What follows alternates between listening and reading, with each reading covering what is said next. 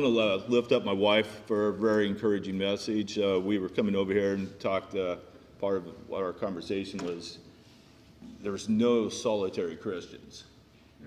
Might be for a very short time, but then they're probably gone. I also want to lift up Gloria. I think she walked out. Really bring to us the reasons why we have communion. It's not just, like she mentioned, a lot of times we just go through the motions, but there are some very deep reasons. I mean, the deepest reason. So just, that was really cool. I'm going, my chapter is Ezra 8. I'm going to spend a little bit of time in there. Ezra 8 is mainly about the people who, the names of the heads of the families and the number of people that went with Ezra to Jerusalem from the Babylon. And also talked a little bit about splitting up the dishes of the temple and the gold and everything and how it got there in one piece. But what I really want to talk about is how did the Israelites end up in Babylon to begin with? I mean, what happened? They had great country, they had great lives and everything. Yeah. The reason was sin. Right. Plain and simple. Yep. The thing that got us to the point where we were ready to come here. Throughout much of the Old Testament, the Israelites wavered in their commitment to God. Things would go well for them, then they would forget about God. Who here is guilty of that? Oh, come on. Everybody should be raising their hand. Hey, come on now. I'll raise two. Yes. And then when God would cause them to remember him through some kind of challenge, whether it be people stealing all their food, taking them captive, killing some of them. And then they would come back. They would humble themselves and come back. But then they would just repeat the cycle. Repeat. I didn't find out how many times it happened, but it happened a lot. There's several books that talk about that. And here's a quote that I think is really prescient for all of us. We must be willing to be guided of God, not merely now and then, but as a life proposition. I mean, we need God every minute of every day. But many times we forget about God until, oh God, please save me from falling off this cliff. Provide a mattress or something at the bottom as we're falling down. Probably not the best time to remember God. Committed, disobeying God's laws, idol worship, pagan rituals, Asherah poles, marrying the locals. And God was so set against marrying the locals that Numbers 25:6, then an Israelite man brought into a camp a Midianite woman right before the eyes of Moses and the whole assembly of Israel while they were weeping at the entrance to the tent of meeting. When Phinehas, son of Eleazar, the son of Aaron, the priest, saw this, he left the assembly, took a spear in his hand, and followed the Israelite into the tent. He drove the spear into both of them, right through the Israelite man and into the woman's stomach. Then the plague against the Israelites was stopped, but those who died in the plague numbered 24,000. God was very serious about the Israelites not sinning. And then, of course, there's many more sins that we won't go into. But many of these, we do today. May not look the same, but they're the same in spirit. Let's go, Todd. And one of the things that these sins do is separate us from God. That's really what it does. It separates us from God. And I can't remember who it might have been Gloria. Doesn't matter, big sin, little sin. They all separate us from God. That's right. My wife telling me a white lie and me murdering somebody. Same thing. There is no degree of sin.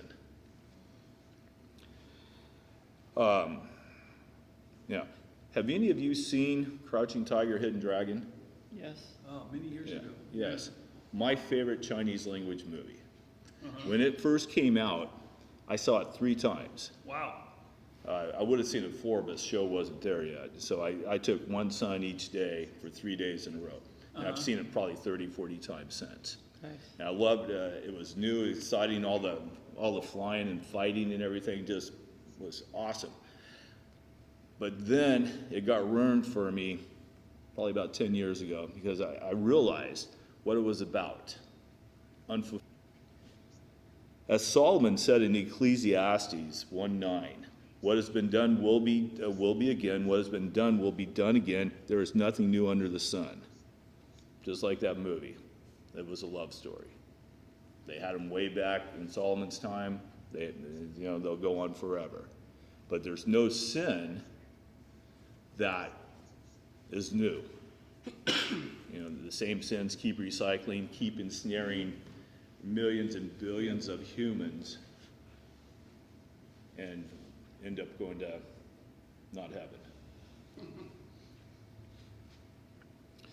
As stated above, the sins we commit today are the same today as back in times of old. We may not worship an idol of stone, but what about your job?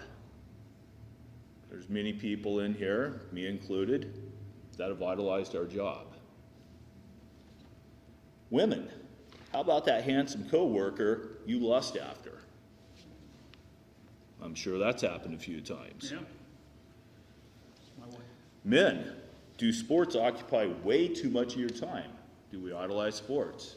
Do we idolize, celebrities? Mm-hmm. We do. But what is the truly horrible sin that ensnares everybody? Pride. Pride. Thank you. Okay. Every sin that we commit is from pride. I'm going to date this girl because that car over there was somebody else's money because I deserve it. I'm going to go on vacation and skip 18 weeks of church because I deserve it. Let's see. Pride gives us the delusion that we deserve what we want regardless of what the God of heaven says. Pride has taken out kings and paupers. There are many examples in the Bible of pride taking out entire peoples. Entire nations wiped off the face of the earth because of their pride and the sin that pride led to. And here's another very true statement. The proud person always wants to do the right thing, the great thing, but because he wants to do it at his own strength, he is fighting not with man, but with God. Soren A. looks like a South African name, but Kierkegaard or something like that. 1 Peter 5:5 says, likewise, you younger people, submit yourselves to your elders. Yes, all of you be submissive to one another and be clothed with humility, for God resists the proud, but gives grace to the humble. Gentleman named Mike Gross, who was in charge of the singles way back when he was studying with me to become a disciple, shared that with me. And he said his was God opposes the proud. The scripture he read was God opposes the proud. He said that meant that God wages war on the proud. Mm-hmm. There's many times when I wake up in the morning and I see God beat the heck out of me. As I am I'm not nearly as prideful as I used to be, but it's still a little bit there. But I'm sure many of you guys have been beat up, because of your pride. We are all susceptible to it.